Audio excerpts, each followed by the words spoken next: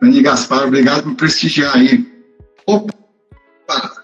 E temos um homem aqui. Grande André. Grande PC. Tudo bem, cara? Deixa eu aumentar o Tudo volume. jóia, cara. Bom, primeiro, obrigado duas vezes. Né? Obrigado pela generosidade de aceitar fazer a live comigo. E segundo, pela mudança de agenda repentina. Infelizmente, imprevistos acontecem e obrigado por você ter aceito. É isso, cara. Prazer gigante. Sempre a gente bater um papo. Bateu a oportunidade da gente conciliar a agenda, a gente faz. Que bom que foi por uma boa causa aí que consegui ajudar aí de alguma maneira você aí na agenda, teve a reposição aí de outra pessoa. Que bom que deu tudo certo. Que legal. Cara, essa resenha, né? Eu tenho falado aqui toda semana, mas eu comecei isso como um programa, um projeto. Eu queria quebrar um pouco a questão de a maior, vamos dizer assim, a maior sequência de lives que a gente geralmente vê são pessoas do empreendedorismo digital falando sobre como crescer exponencialmente, escalar negócio, né, investir em compra, etc. E eu queria quebrar um pouco essa hegemonia e falar um pouco dos bricks and mortar, dos negócios, né, da antiga economia, e como é que as duas coisas se juntam, como é que a economia, não antiga, mas os negócios tradicionais usam o digital para agilizar, enfim, para ganhar mais assertividade, mais efetividade. E, obviamente, isso mexe com uma área que você é especialista, que é a parte de transformação, de cultura, né, etc. E aí, eu queria começar pedindo para você falar de duas coisas. Você, para mim, apesar de não trabalhar diretamente com marketing, é um case de marketing, por uma razão muito simples.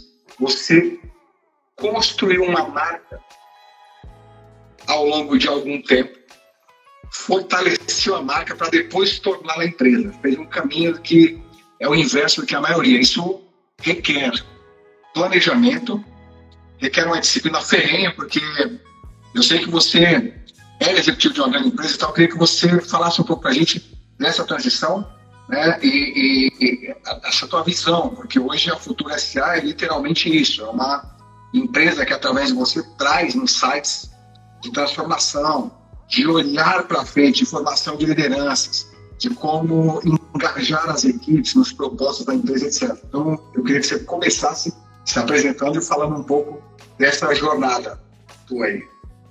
Beleza, PC. Obrigado aí pelas palavras. Bom, quem não me conhece, eu sou André Souza, sou fundador da Futura SA, que o PC já falou diversas vezes. Atuei como executivo de RH por muitos anos, né? Por mais de 20 anos.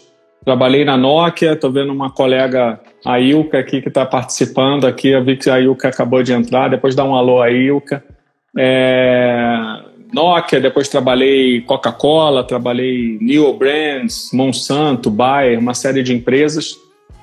Mas sempre tive aquela inquietação, né, de fazer ainda mais, né, PC? E normalmente os movimentos que as pessoas fazem de mudança não necessariamente são tão estruturados ou planejados, né? Então, como você disse, eu iniciei essa jornada ainda quando estava como executivo. Eu nem sabia se realmente a Futura SA ia virar uma empresa ou não.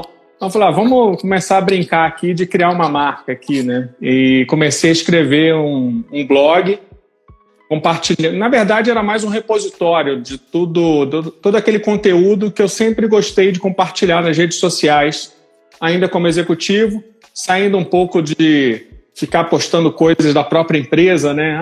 Olha o que a gente fez aqui essa semana e tal, mas postar algo que realmente gerasse algum valor para líderes ou não líderes também, em relação a temas que eu gosto, que são de cultura organizacional, liderança, gestão de talentos, transformação organizacional.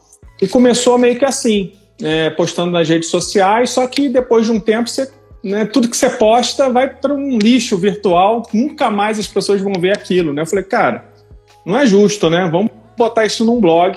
E aí comecei a colocar num blog. E aí fiquei pensando no nome do blog, né? Falei, o que vai ser esse blog? Eu falava muito de tendências também. Aí eu estava numa viagem, indo lá próximo da matriz da empresa, nos Estados Unidos. Eu lembro claramente, cara, eu estava num quarto de hotel, assim, e aí estava lá botando os textos para dentro do blog. Falei, cara, qual vai ser o nome desse blog? E aí era um domingo à tarde, assim, me veio na cabeça o Futuro SA. Eu falei, vai ser esse nome. Aí botei o Futuro SA, criei uma logo ali meio amadora e tal, de forma amadora, e o negócio eu comecei a direcionar as pessoas meio que para o blog, e naturalmente ali foi ganhando ali um reconhecimento, um espaço, as pessoas começaram a interagir mais. Daí algumas empresas começaram a me pedir, André, vem aqui bater um papo sobre isso, vem aqui falar sobre esse tema que você escreveu e tudo mais. Depois as empresas começaram a ver muito das coisas que eu tinha feito também, né, como executivo de RH, começaram a pedir ideias, dicas e tudo mais. Eu comecei a perceber que tinha um mercado ali não explorado, que eu poderia talvez contribuir mais para o mundo corporativo de uma outra maneira. Então foi um movimento natural, assim, nada muito forçado, foi algo bem fluido, e que já são quase 5 anos, né, PC? Então 5 anos não são 5 meses, nem são 5 dias. Sinal de que alguma coisa está sendo bem feita. Eu só tenho ficado muito feliz ao longo dessa jornada, dentro dessa trajetória que se iniciou lá em 2015, 2016. Muito legal. De novo, é uma inspiração mesmo. Realmente, você... eu lembro, tem uma entrevista do Arnold Schwarzenegger, quando ele encerrou a sua carreira como fisiculturista, e um repórter esportivo foi entrevistá-lo. O cara falou que, assim, cara, que sacanagem, quiseram realmente me queimar, porque vamos falar com esse cara. Estava encerrando a carreira. Ele fala que ele encontrou o Arnold num restaurante, uma cidade pequena, gigante e tal, e ele falou, no meio da conversa dele, falou pro Arnold, cara, o que você pretende fazer agora? Está se aposentando? Aí o Arnold falou para ele assim, eu vou me tornar uma estrela de Hollywood. E o cara falou que internamente ele começou a rir. Ele falou assim, cara, esse cara parece um monstro, tem um sotaque medonho, o cara quase não fala, mas óbvio que ele ia falar isso pro Arnold, mas ele falou, mas como é que você pretende fazer isso? O Arnold respondeu para ele, da mesma forma que eu fiz com o halterofilismo. Eu crio uma visão e coloco minha energia, atenção e esforço nela até acontecer. E aí o cara foi que guardou aquilo e ele falou que escreveu aquilo, tal, publicou a matéria. Quando chegou, acho que em 1994, que o Exterminador do Futuro, sei lá, um desses filmes dele se tornou o blockbuster, que era o filme mais assistido nas salas do mundo inteiro. Ele falou assim, cara, o cara cumpriu exatamente o que ele me falou há X anos atrás. Ele criou uma visão e trabalhou em cima disso. Então, o teu exemplo é isso. Você falou, cara, eu comecei um negócio estruturado, comecei conteúdo... as pessoas, às vezes, menosprezam essa questão de você falar sobre aquilo que você acredita, né? Eu ouvi falar muito disso. Cara, põe pra fora, posta todo dia e tal. E você fez um trabalho estruturado, que eu lembro, eu te acompanho desde bastante lá, acho que se não desde o começo, mas desde ali desde do comecinho. E é um case, porque você construiu uma marca.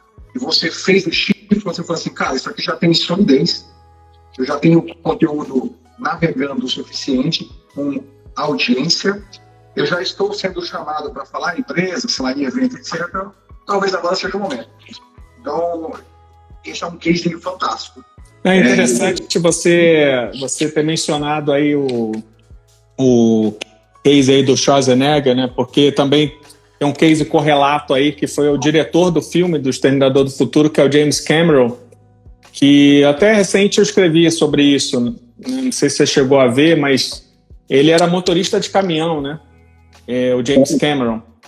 E ele, né, diretor de Exterminador do Futuro, mas a gente tem o Exterminador do Futuro, mas ele é simplesmente dono tem as 5 maiores bilheterias do cinema mundialmente, 3 são dele, né?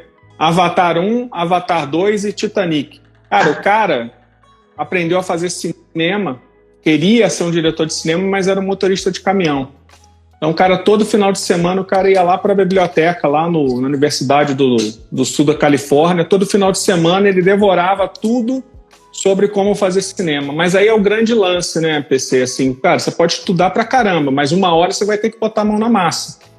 E ele quer dizer, acho que a grande lição dessas pessoas, aí você colocou o Schwarzenegger, né, eu estou dando aqui o exemplo do James Cameron, é que sempre a gente vai ver uma combinação muito clara acontecendo. Cara, é estudo e ação. Estudo e ação. Não dá para ficar só estudando e também não dá para ficar só agindo e errando e acertando o tempo todo. Cara, você tem que ter uma base mínima de experiências, de teoria, de pessoas que já passaram por aquele processo. Às vezes são mentores, às vezes são livros, às vezes são outros empresários, outros empreendedores. Mas, cara, você vai ter que encontrar o seu jeito de fazer as coisas, né? A sua forma. E é por isso que é bacana você ter a visão e você ter uma crença, você tem ali uma filosofia, né? Uma bandeira. Acho que assim, um grande segredo é você ter suas bandeiras, né? Na hora que eu pensar no PC, eu penso no quê? Na hora que eu penso no André Souza, eu penso no quê? Na hora que eu pensar numa marca, da mesma forma que quando a gente pensa na Apple ou pensa na Amazon, a gente tem uma nuvenzinha de valores, né, e de palavras que surgem na nossa mente. Muito, muito legal, André.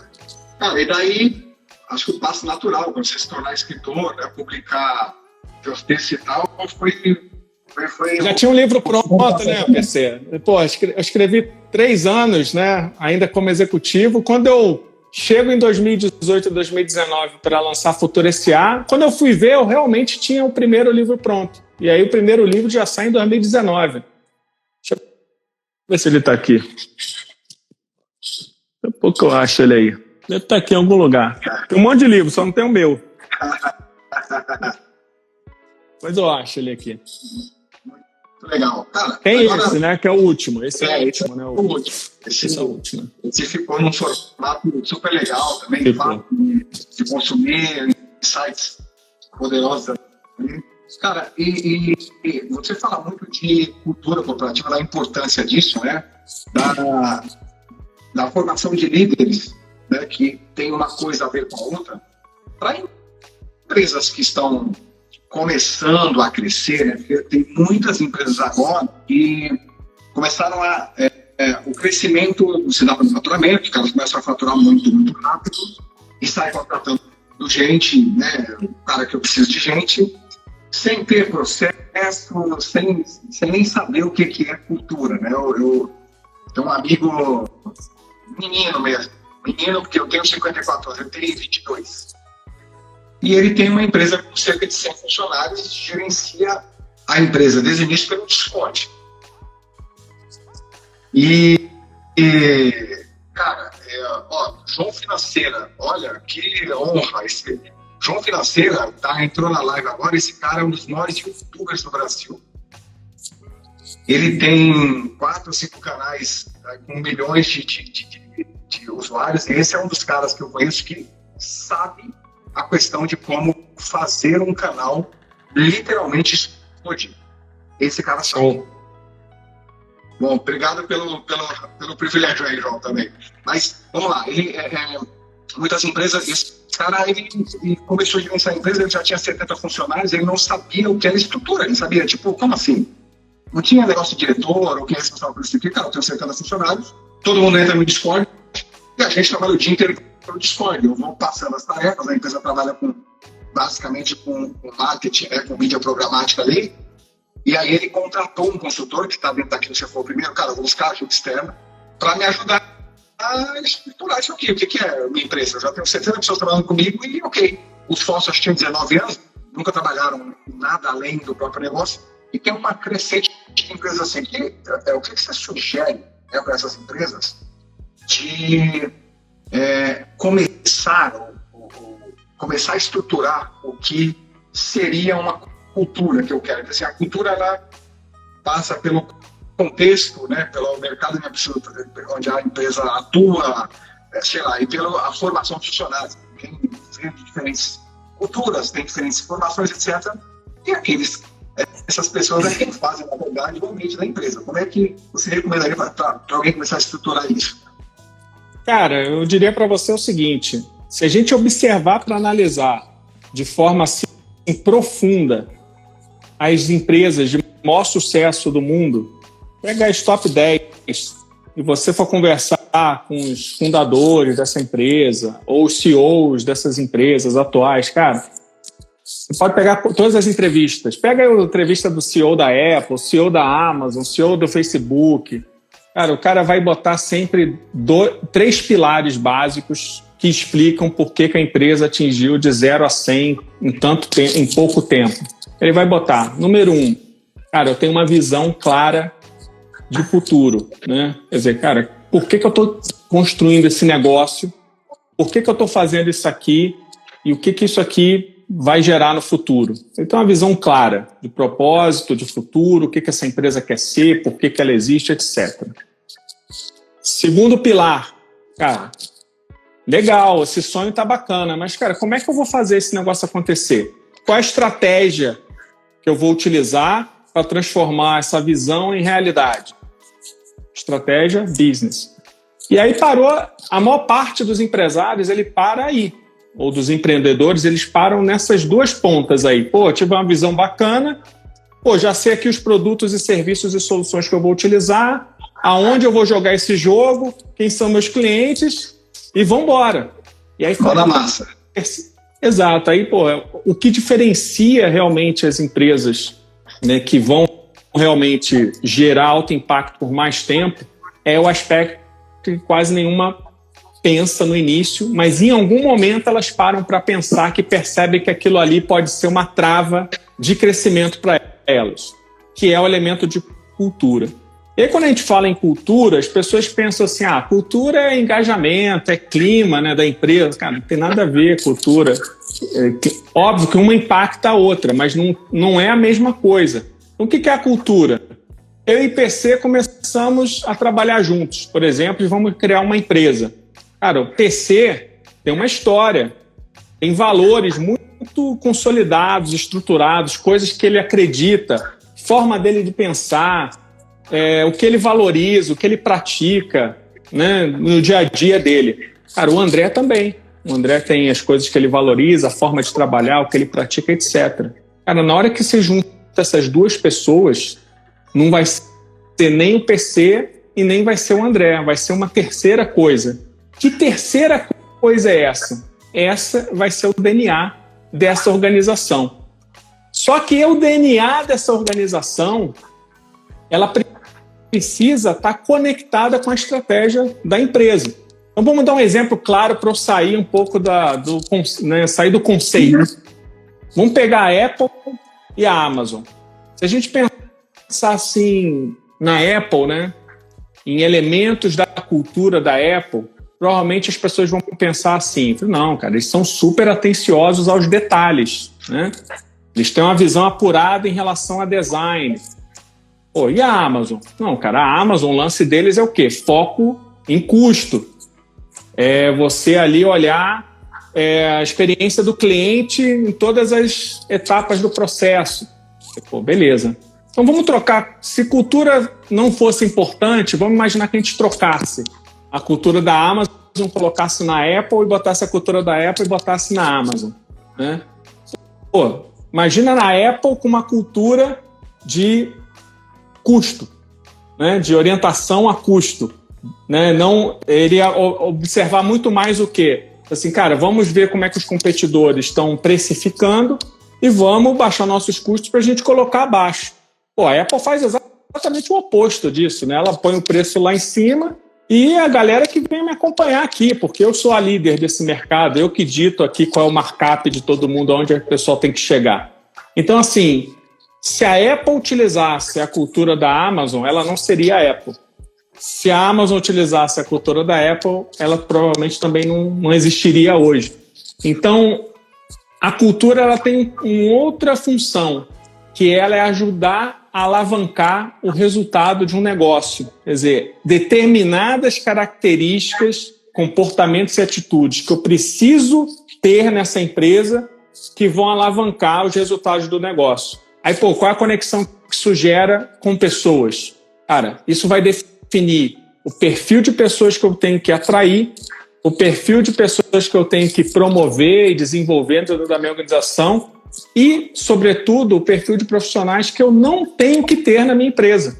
Aqueles que eu tenho que repelir, aqueles que eles já sabem que, poxa, eu não gosto, aquelas pessoas que falam assim, pô, você gostaria de trabalhar na Amazon? Tem amigos que falam, pô, adoraria trabalhar na Amazon. E tem amigos que falam, eu detestaria trabalhar na Amazon. Por quê? Está muito claro o que a empresa acredita, a forma como ela trabalha, o que ela valoriza, o que ela reconhece. Esse é o elemento mais importante, quando o mercado, de uma forma geral, não só reconhece o teu posicionamento de business estratégico, mas ele também reconhece que a tua diferenciação do ponto de vista cultural tem elementos muito característicos que só você tem, da mesma forma que seu produto e a sua empresa se posiciona de uma forma única no mercado. Então, eu diria que compõe a identidade da empresa, né? Então, tem aspectos de negócio, tem os aspectos de cultura. Viajei aqui um pouco para dar uns exemplos. Assim. Mas olha que legal, o que você falou, eu vi uma entrevista do Denzel Washington, ele falando sobre um filme e tal, que ele é produtor, e a repórter pergunta para ele, mas por que você ser um diretor negro? Não poderia ser um diretor branco? Aí ele olha para ela assim, não tem a ver com cor, tem a ver com cultura. E aí ele dá um exemplo, ele fala, Steven Spielberg poderia tranquilamente ter feito o filme Bons Companheiros, que é feito por um diretor de ascendência italiana. E o outro poderia ter feito A Lista de Schindler, mas não seria a mesma coisa, porque eles têm culturas diferentes.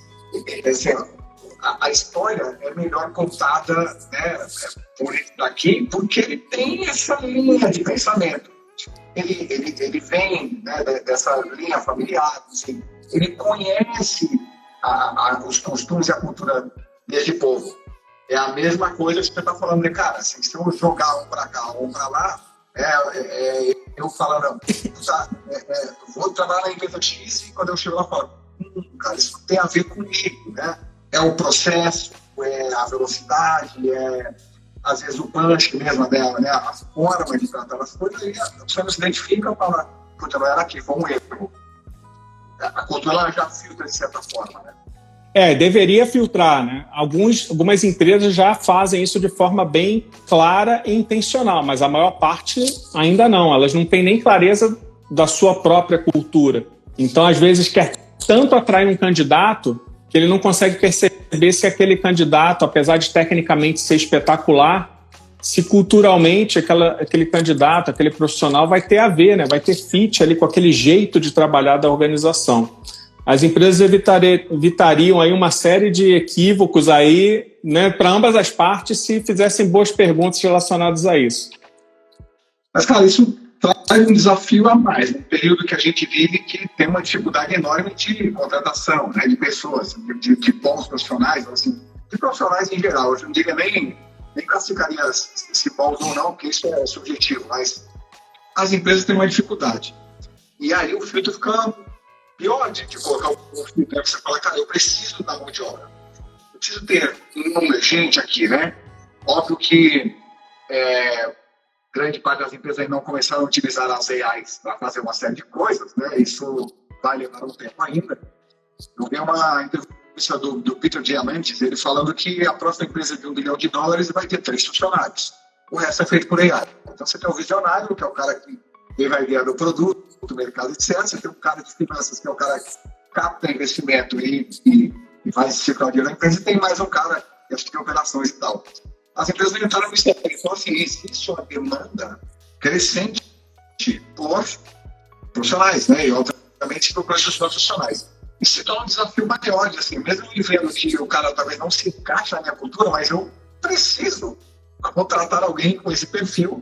Então, a empresa acaba arriscando, eu vou tentar, esse cara é bom, tem uma experiência, sabe fazer o trabalho, depois entra a trava de não casar com a cultura, né? Tem o outro lado da moeda, né? Você trouxe assim, poxa, André, isso pode gerar um filtro e dificultar ainda mais, né, a empresa poder contratar quem precisa contratar. Por outro lado, se esse trabalho é muito bem feito, ele gera, da mesma forma que o marketing, do ponto de vista de produtos, ele ajuda a empresa a vender, né, através do boca a boca e através de redes sociais, etc. O mesmo se aplica à cultura. Cultura também é um instrumento de atração de determinados perfis de profissionais que pessoas que são, sei lá, eu sou uma empresa super inovadora e pessoas inovadoras se dão muito bem na minha empresa. Cara, inovador normalmente está ao redor de outros inovadores. E essa empresa inovadora que realmente tem no seu DNA inovação, disruptiva, provoca, desafia o status quo, ela vai atrair esses inovadores no boca a boca. Então, assim, você, por um lado, você também vai repelir quem não tem a ver com esse tipo de DNA. Mas é um trabalho que não é para daqui o mês que vem, ou daqui a 60 dias ou 90 dias. É um trabalho de consistência ao longo do tempo. Cara, isso é um ponto bem interessante, porque eu até fiz um vídeo essa semana falando sobre essa questão, alguns fatores necessários para pessoas, organizações furarem a bolha, né? Porque hoje a gente falar eu faço o que eu faço por paixão ou com paixão, a depois que dizer, cara, eu tenho curso superior. Cara, se você hoje não faz com paixão que você faz, você já está abaixo da média, que a média é né? Você tem que ter um nível acima, você tem que ter uma atenção a mais para você poder. A gente está numa época que as pessoas relutam em consumir conteúdo de mais de 15 segundos. Então, assim, como é que alguém se aprofunda? Como é que você se sobressai? A empresa é a mesma coisa. Se não tiver esse fator que cara, tem um time, tem paciência, né? Você fala assim, pô, todo mundo fica investindo em growth, cara, eu vou captar leads. Aí, branding. E a sustentação disso ao longo do tempo. A cultura tem a ver com isso também, né? Olha só, eu não mudo a cultura, eu construo, né? Eu construo através de mudanças no ambiente. E tem gente, PC, assim, tem empresas que vão percebendo que é muito diferente de você liderar. Tá dando um eco para você aí também ou não? Não, um pouquinho, mas tá. Também tá dando um pouquinho de eco. É muito diferente você iniciar uma organização, tá ali liderando 10 pessoas e a empresa ali, você está no teu dia a dia como gestor, você está vendo as pessoas, você conhece as pessoas, daqui a pouco essa empresa tem 50 pessoas, daqui a pouco essa empresa tem 100 pessoas, daqui a pouco tem 200. E esse fundador, esse CEO, esse empresário, ele começa a perceber que aquele DNA, que é o DNA basicamente daquele fundador, ele começa a não servir mais para esse novo momento da organização. Se a organização quer ir para um outro patamar, ele percebe que a empresa vai precisar incorporar novos elementos de formas de atuação que antes não era tão necessário. E aí é um dilema danado, porque quando a empresa se confunde com a história do fundador, esse fundador entra num problema até tipo, quem sou eu, né? Eu não sou a empresa, né, não sou eu ao mesmo tempo, mas essa empresa tem que se separar de mim, tem que partir para outros patamares, né? Aconteceu isso com o Jeff Bezos, quando ele percebeu, ao andar no escritório, ainda naquele escritório menorzinho lá em Seattle, que ele já não conhecia algumas pessoas, mas ele ao mesmo tempo queria manter alguns elementos da cultura quando a empresa tinha apenas 5 ou 10 funcionários. E ele observou o seguinte, cara, como é que eu posso me utilizar de alguns mecanismos para essa cultura ela continuar, pelo menos a base dela, ela continuar com a minha filosofia, com aquilo que eu acredito. E aí ele utilizou, né, um dos mecanismos que ele utilizou foram os famosos lá 14 princípios de liderança da Amazon, que hoje são 16, que basicamente ditam quem vai ser contratado, quem vai ser promovido e quem vai ser demitido dentro da empresa.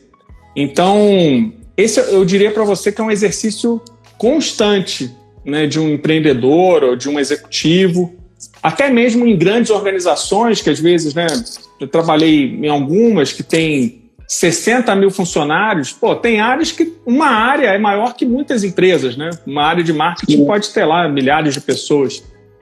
A própria unidade tem que ter ali uma clareza de como vai atuar, né? Ter ali elementos que vão definir se a cultura vai para um caminho ou vai para outro caminho.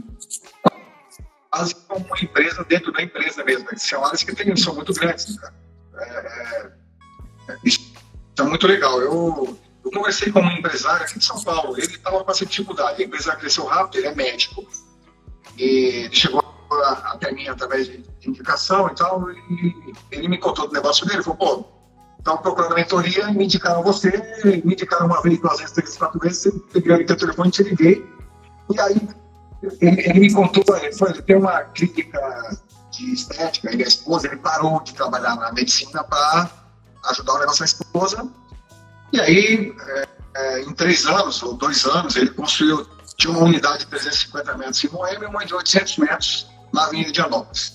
Eu falei, não, o que você precisa de mim, né? Tipo, falou, cara, eu fiz isso, assistindo vídeos, lendo livros, fazendo algumas palestras aí, mas chegou um ponto que começaram a acontecer, por exemplo, eu estou com 100 e poucos funcionários, começou a acontecer conflito de gerência. Por isso eu não sei como resolver, sou médico, né? Isso é uma unidade enorme do cara que construiu um negócio em 2 ou 3 anos, né, que chegou sem funcionários, estudando sozinho. Eu falei, caramba, ele falou, não, cara, cara, começou a ter conflito entre as equipes e eu olho para aquilo, me dá meio medo, né? É um momento que você falou, cara, cresci e agora eu olho e vejo, olha, eu preciso mudar essa história aqui, a minha história já casa mais. Já foi. Né? Exatamente.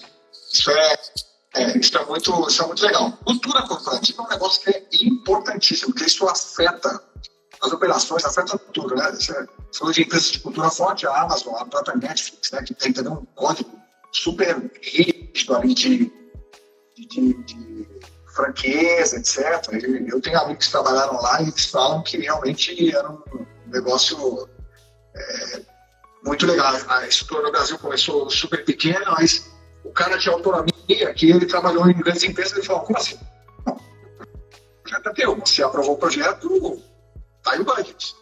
Não, mas ele pediu aprovação para quem? Não, seu projeto é teu, tá aí o budget. Você sabe o que você tem que fazer. Você apresentou o projeto, você aprovou, cara, saiu o budget.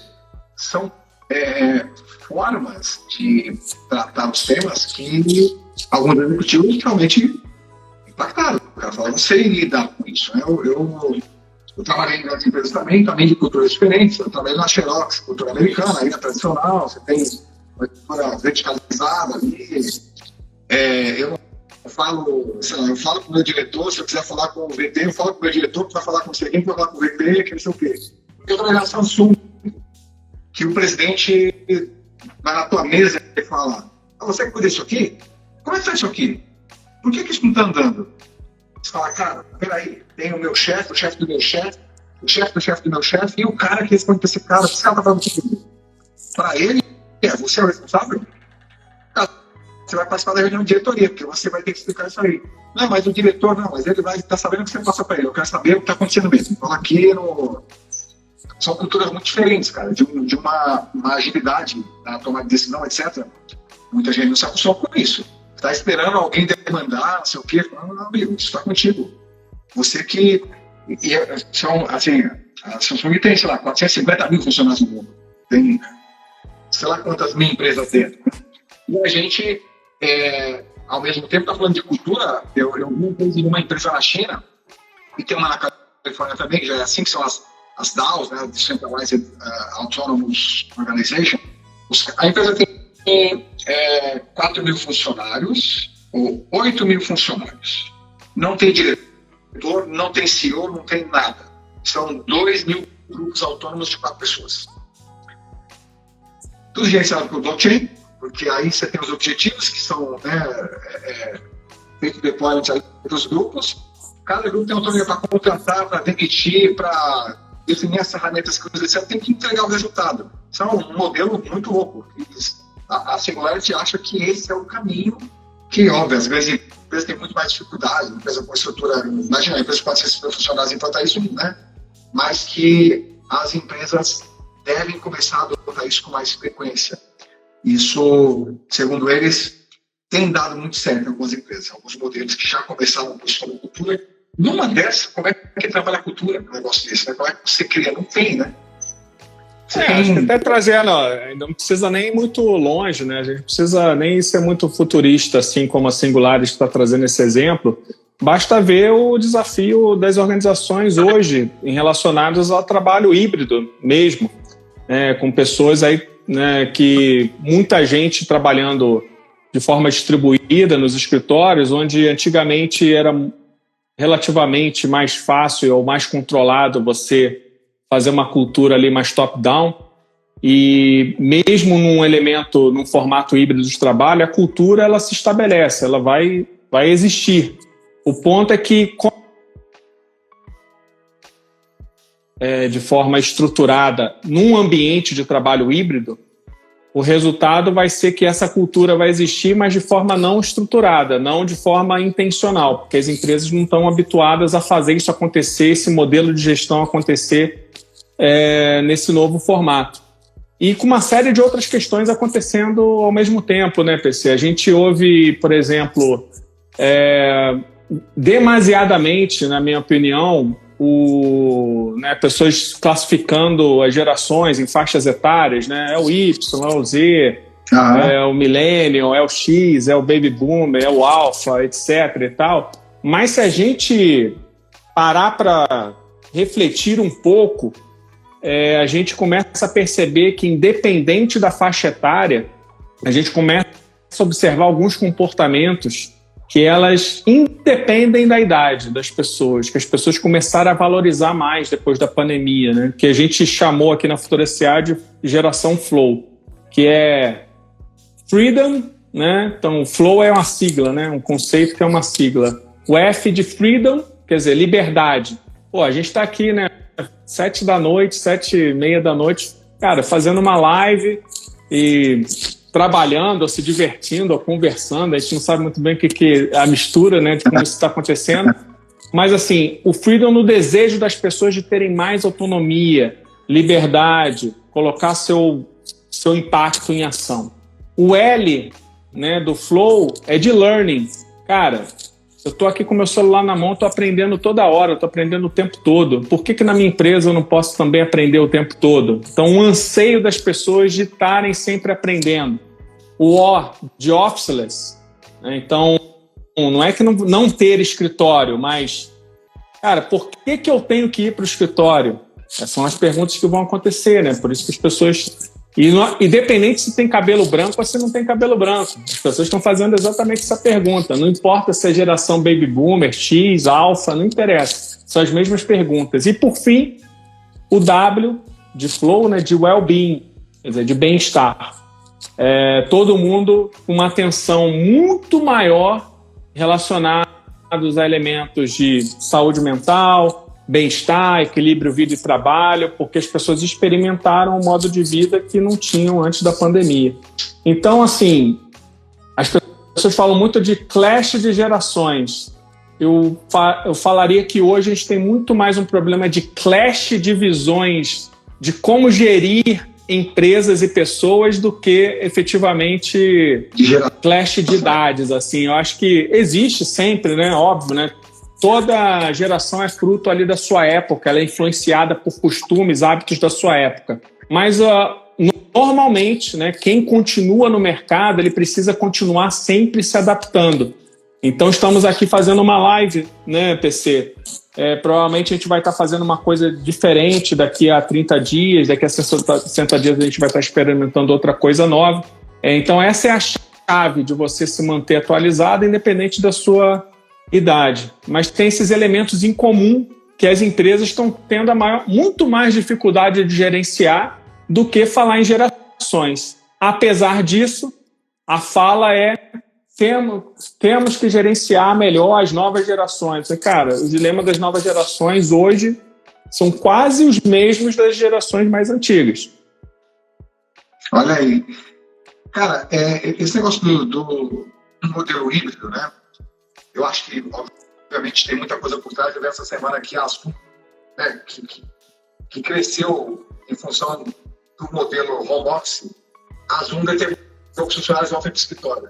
Isso deu uma série de implicações. Eu vi, por exemplo, que Nova York perde por ano 12 bilhões de dólares de receita pelo fato das pessoas não estarem indo para o escritório. Sim, imóveis, circulação do comércio mesmo, ali, né, varejo, etc., comida, restaurantes. Então tem toda uma economia que foi criada que depois ninguém soube lidar. Falou, e agora? Né? Criou-se um modelo, que é uma máquina que se retroalimenta o tempo inteiro. Depois que tirou as pessoas do moedor de casa, as pessoas falaram, existe outra forma de viver que parece que é mais legal. Pô, de vez em quando até quero ir no escritório, mas, cara, eu quero decidir.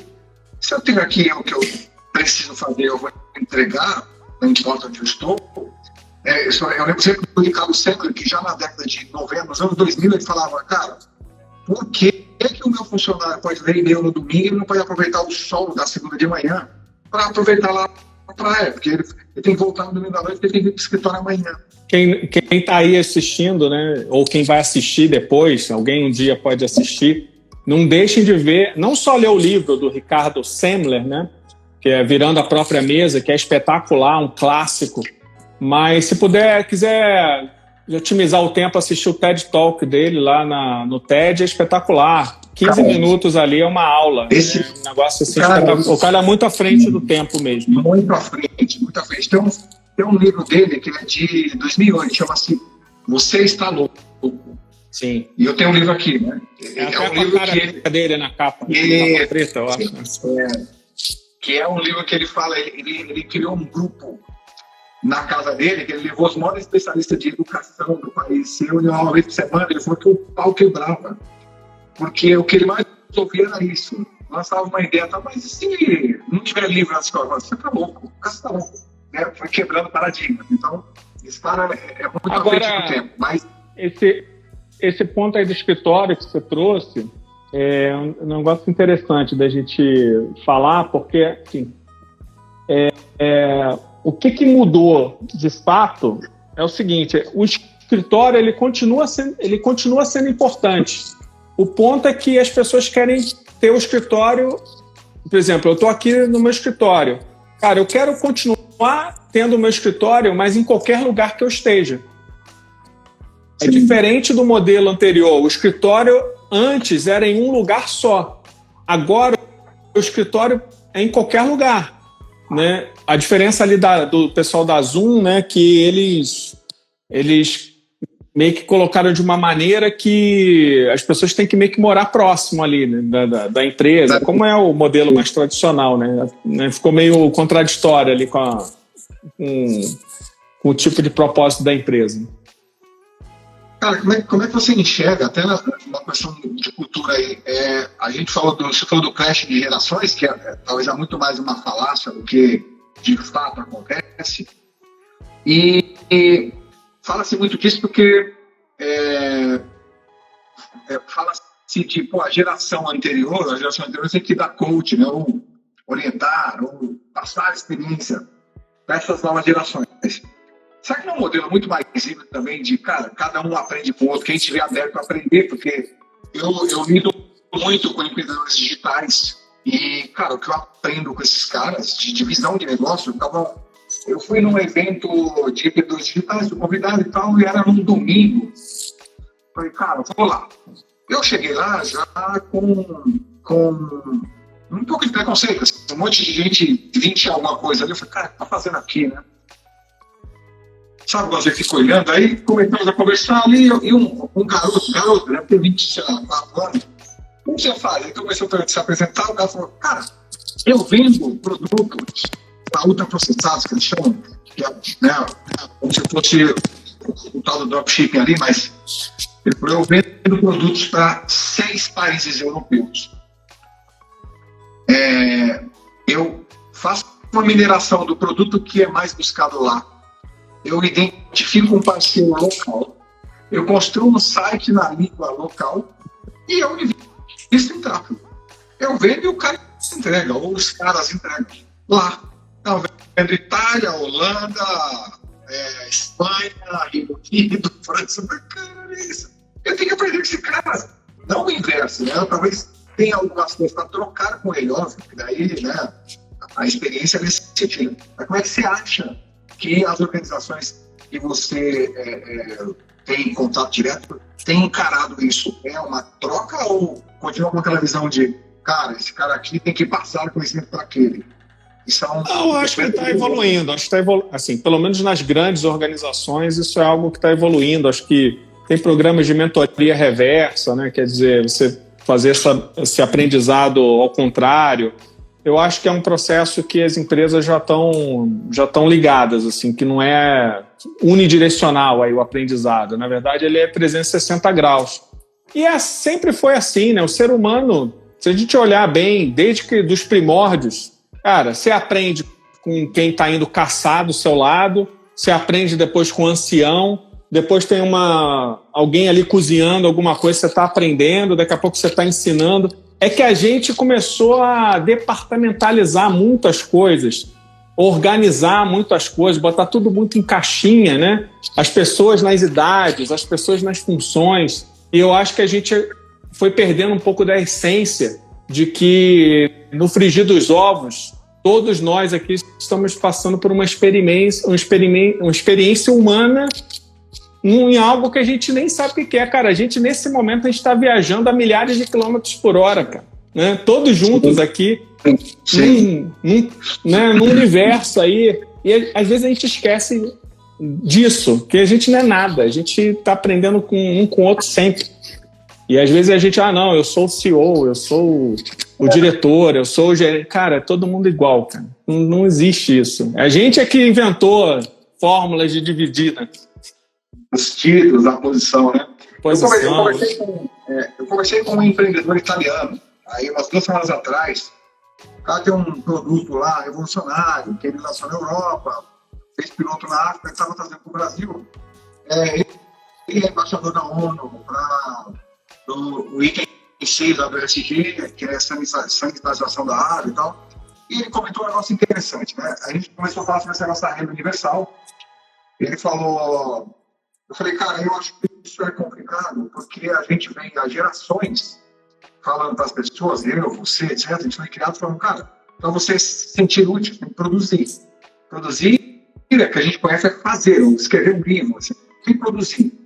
E aí, de repente, vai falar assim, então, mas você não vai mais produzir, cara, eu vou te pagar um salário. Mas, assim, é fácil você pegar, sei lá, alguém 10 anos mais velho que eu, tem gente que já morre 5 anos antes, você saiu do trabalho, se aposentou, cara, o que eu faço na minha vida? O que eu fazer? Porque na mente dele cara, eu preciso produzir para ser reconhecido como membro da sociedade, para ser útil. E aí ele falou um negócio interessante, ele falou, cara, sim, isso obviamente tem que ser trabalhado, mas ele falou, olha, os nossos pais eram ensinados a estudar, a se tornar alguém para trabalhar com a mente, porque o trabalho braçal ia ser substituído por robôs. Foi. As fábricas, né, são todas robotizadas. Hoje, o trabalho mental está sendo substituído pela AI. Tipo, daqui a alguns anos, algumas pessoas muito diferenciadas vão, sei lá, né, vão fazer algumas tarefas muito mais aptidão que, sei lá, uma AI possa fazer, embora ela vá se aperfeiçoar. Mas aí entra uma história que, assim, cara, o governo tem que criar um mecanismo para integrar as pessoas no outro tipo de sociedade. O trabalho, como a gente conhece, não vai poder, né, não vai ser mais o trabalhar com empresa. A empresa vai ser tudo automatizada. É uma visão futurista, mas que, se a gente for ver, não está tão distante. Né? Ela não vai cobrir todo o espectro ali, mas a questão das AIs, eu queria até ouvir de você, como é que você está enxergando isso? Hoje, algumas pessoas, e muita gente acha que é um monte de gente, não é uma minoria, que tem usado as AIs como ferramenta. Nesse momento, ela é uma ferramenta. Ela evolui todos os dias, obviamente, né? E daqui a pouco, realmente, ela vai estar fazendo muita coisa automaticamente. Como é que você enxerga isso do ponto de vista de pessoas, cultura organizacional, etc? Cara, no curtíssimo prazo, acho que assim, quem ganha mais com essas tecnologias novas que estão surgindo, principalmente aí todas as derivações que vieram após o chat GPT, quem ganha de forma mais imediata, para ser bem franco assim, com você, a minha opinião, quem ganha mais são os pequenos empreendedores. Concordo. a quantidade de automação, a quantidade de coisas que as pessoas que têm 5, 10, 15, 20 funcionários passam a poder fazer é um efeito multiplicador tão gigantesco que as pessoas que estão em grandes empresas elas não têm noção. E até porque a departamentalização das grandes empresas também faz com que muita energia seja perdida em trabalhos não essenciais ou que estão gerando pouquíssimo valor. Numa pequena empresa, se você não está gerando valor, você morre, em especial no Brasil. Então, assim, essas ferramentas todas que surgiram nos últimos 6 meses, 6, 7, 8 meses, cara, elas deram um boom espetacular para pequenas empresas. Então, assim, é o primeiro grande grupo que ganha no curto prazo.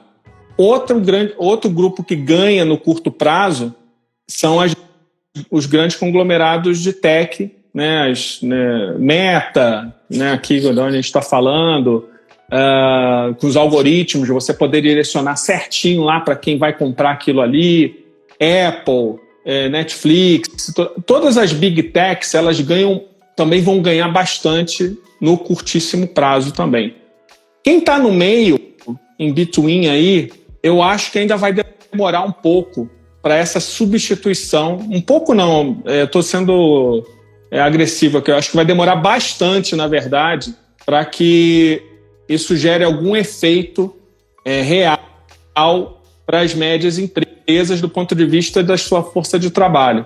O que eu acho que a grande ameaça é exatamente eles serem espremidos pelas grandes por cima e pelas pequenas por baixo, porque essas aqui porque elas começam a ter um poder e um impacto com um menor custo, e você começa a sentir problema de concorrência de setores ou de organizações que não eram ameaça antes e agora passam a ser. O nível de criatividade de uma agência de publicidade, sei lá, de 300, 500, 1.000 pessoas, cara, qual a diferença que vai ser, né, para uma outra empresa de publicidade de 30 pessoas?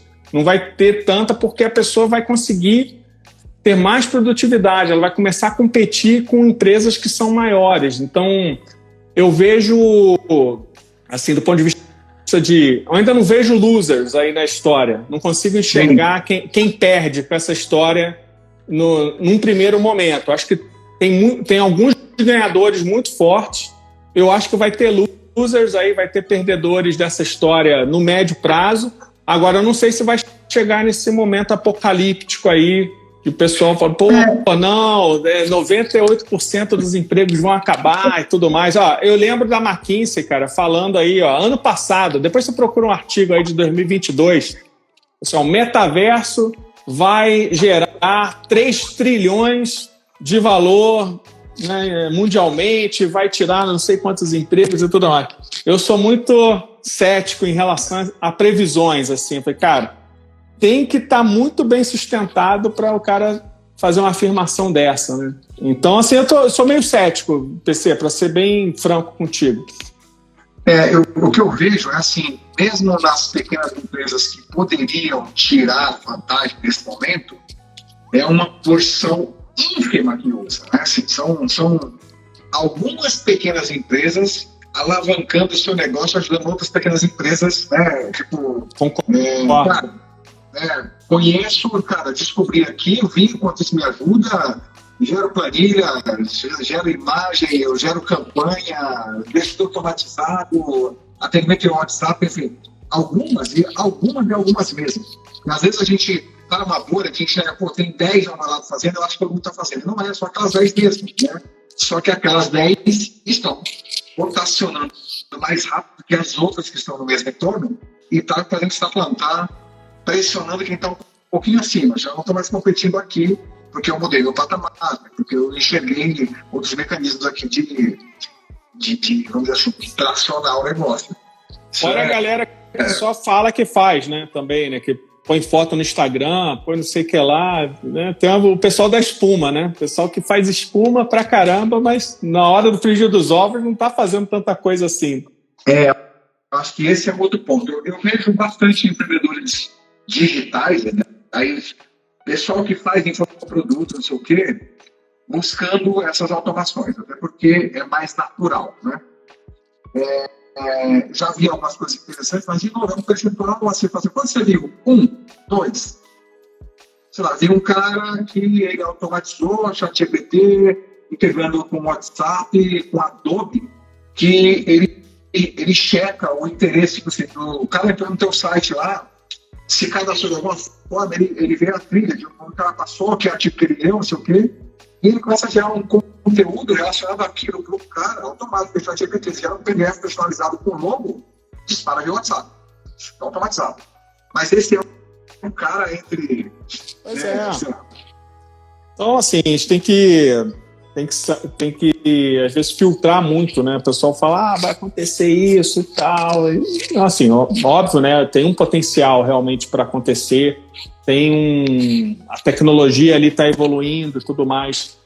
Mas, cara, quando a gente olha Brasil, quem viaja para o interior do Brasil, quem, sei lá, tem cliente no agronegócio, cara, você olha, cara, o mundo está muito distante disso ainda, entendeu? Está muito.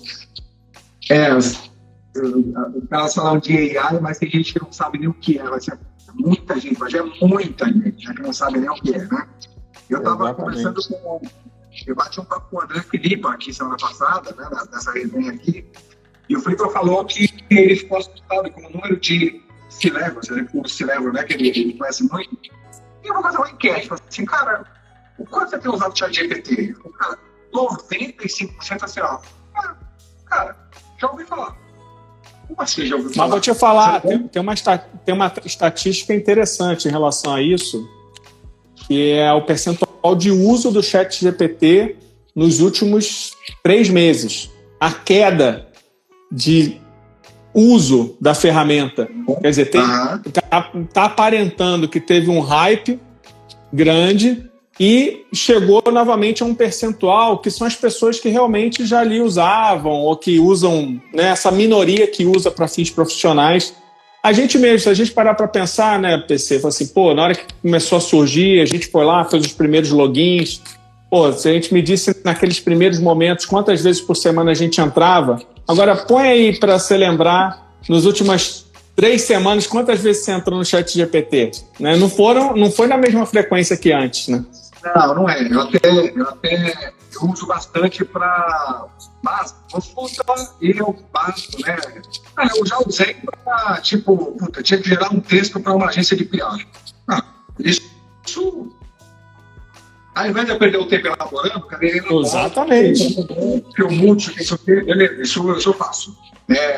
O que eu tenho olhado, as diversas reais e tal, algumas coisas muito impressionantes. Eu vi uma matéria essa semana da Adobe, o time interno preocupado, falou, cara, o que a gente está criando de AI está matando o nosso principal cliente. Porque o cliente da Adobe é o cara que é editor de vídeo, que é videomaker, que edita foto, assim, cara, você pega, eu pago a suíte de negócio da Adobe lá, e eu não uso 1%, né? Mas eu vi um teste lá que você pega um vídeo, eu pego um vídeo que eu estou filmando nesse ambiente aqui, eu tiro um screenshot do vídeo. Aí eu levo lá no Photoshop, falo, tira esse negócio aqui, substitui isso por uma estante com livros. Circula um quadro, tira esse quadro aqui, coloca um quadro do Einstein bonitão. Aí ele me dá 3 opções, fechou.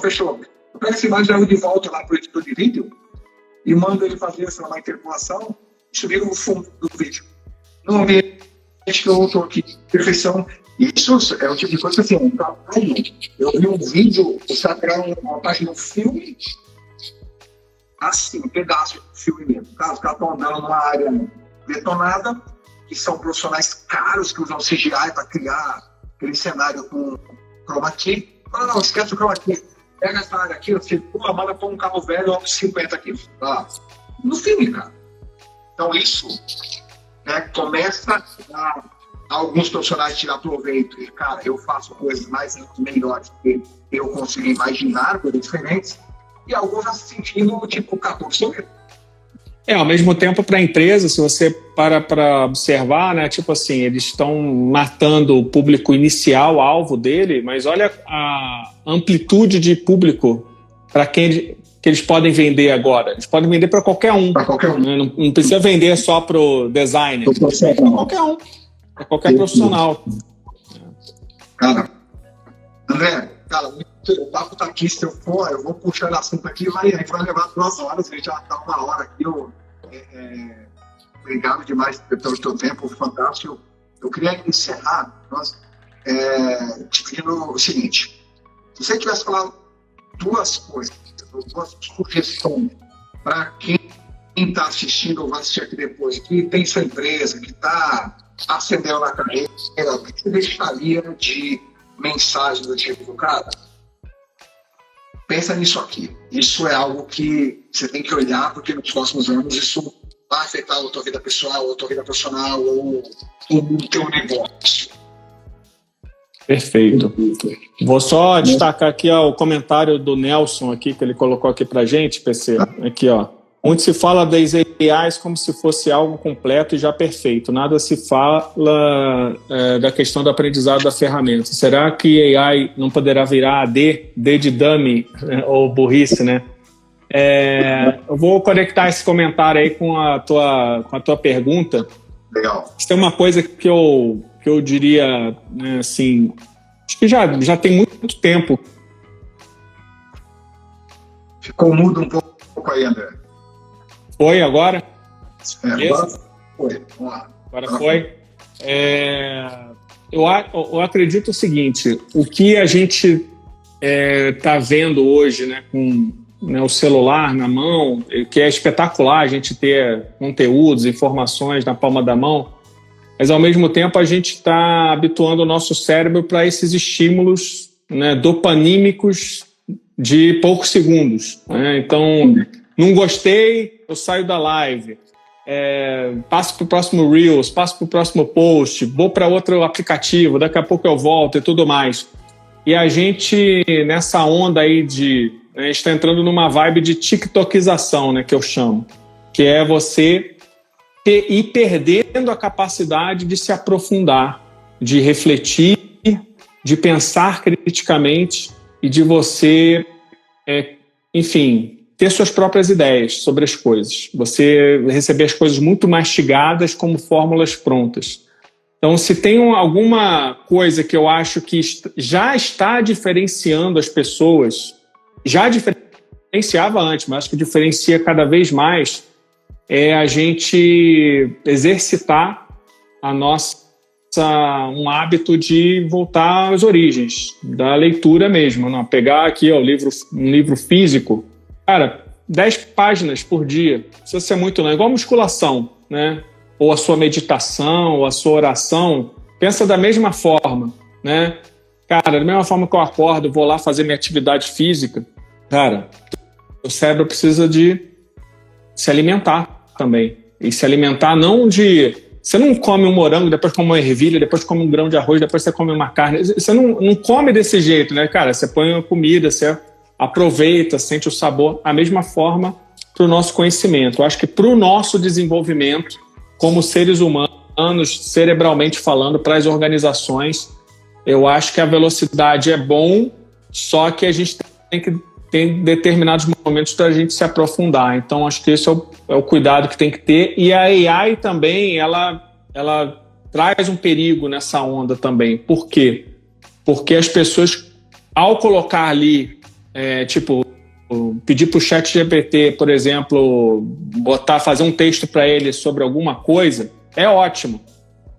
Mas, cara, nada mais bacana do que você ler alguma coisa, depois você lê outra e você juntar 2 ideias com a sua própria ideia e formular o teu conceito, compartilhar isso para o mundo e as pessoas se amarrarem naquilo. Cara, é muito mais bacana para você, né, genuinamente, assim, cara, isso aqui eu produzi, isso aqui eu construí, né, das conexões que eu fiz com o meu cérebro. É muito diferente você copiar e colar algo de uma inteligência artificial, colocar ali e receber os mesmos likes ou comentários ou discussões a respeito daquilo, mas não foi você que fez. Né? Não foi você sabe disso, né? no fundo você sabe disso, né? Então, tem um lance do artista dentro do ser humano que ele não pode se perder. Aquele cara que é o escultor, é o cara que escreve, é o cara que produz, é o cara que faz as coisas, que é a essência do ser humano. Quando a gente perder isso,